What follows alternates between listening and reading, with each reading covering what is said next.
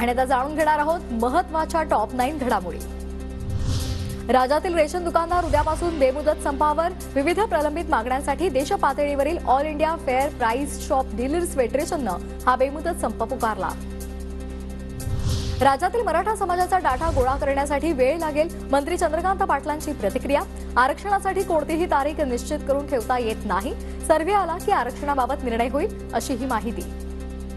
समाजाचा हा data collect करायला वेळ लागेल, असं जर आपण एक एक तारीख धरून बसलो तर त्याच्यातून काही साध्य होणार नाही। अर्धमुर्ध काही केलं तर ते कोर्टात टिकणार नाही। नवीन वर्षात शरद पवार गटाचं पहिलं शिबिर शिर्डीमध्ये होणार। 2 दिवसाच्या या शिबिराचं 3 आणि 4 जानेवारी दरम्यान आयोजन। शरद पवार कार्यकर्त्यांना मार्गदर्शन करणार। डीएनए टेस्टसाठी लागणारे किट्स फॉरेन्सिक लॅबमध्ये उपलब्ध नाहीत। संजय राऊतांचं फडणवीसांना तक्रारीचं पत्र।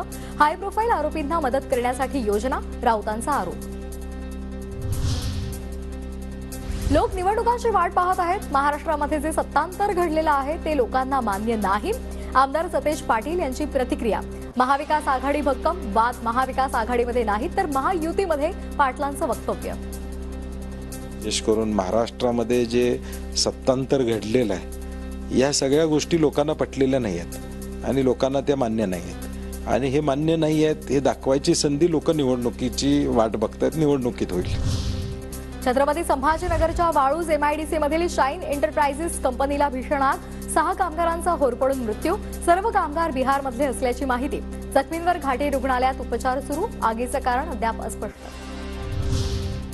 शाईन एंटरप्राइजेस कंपनीला लागलेल्या आगीच्या ठिकाणाची संदीपान भुमरे, संजय शिरसाट आणि अंबादास दानवे यांनी पाहणी केली। सखोल चौकशी करण्याची भुमरेंची मागणी। फायर ऑडिट संदर्भात चौकशी करायला हवी, भुमरेंची प्रतिक्रिया। तसंच कंपनी मालकावर 302चा गुन्हा नोंदवा, अंबादास दानवे यांची मागणी। वाळूज एमआयडीसी आगीमध्ये मृत पावलेल्या व्यक्तींच्या नातेवाईकांना सरकारकडून 5 लाखांची मदत। मुख्यमंत्री शिंदे यांची घोषणा। जखमींवर शासकीय खर्चानं उपचार करण्यासाठीच्याही सूचना। बेळगावमध्ये पुन्हा कन्नड सक्ती। मराठी फलक झाकले गेले। कन्नड बोर्ड लावा नाहीतर परवाना रद्द करणार। बेळगाव पालिका आयुक्तांचे पत्रकाद्वारे आदेश।